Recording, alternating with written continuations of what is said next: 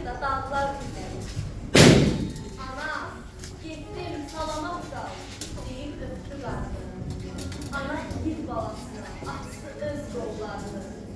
Üz gözündən öpürdü, bağrına baxdı onu. Ana yurdum bu qəhrəman, bu namusu olmalı. Dedi, oğlum, göz bebeğim, sən ey ömür çiçəyim. Tarixlərin şahididir mənim bu ağ bilçəyim. Görürəm ki, qəhrəmansan, sənə halal olsun. Qulağında yaxşı qalsın, mənim sən ölümüm.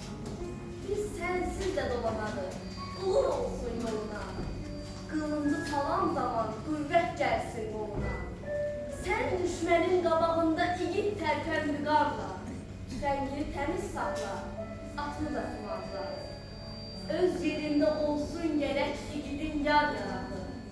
Hər gün yeni bir zəfərlə gəlsin onun sorağı. İgid balam, hərçənd ki öz ananam mən sənin. Çörəyi ilə böyümüsən, bizim ana vətənin. Payız vaxtı bağçamızın heyvaları dəyəndə, şaftallar şirələnib budağını əyəndə, göndərərəm sovqatını, sənin də öz payını. Sən də öz əlinlə artır zəfərlərin sayını. Sən düşmənin qabağında igid tərpən vüqarla. Tüfəngini təmiz saxla, atını da tumarla.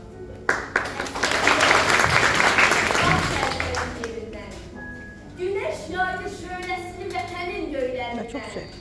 Ana baxdı oğluna, su da səhvdi dalınca. Şair qəlbi bu səhnədən ilhamını alınca. Yaşa dedi ey qəhrəman, yaşa dedi ey vətən. Sonra şair dodaqlar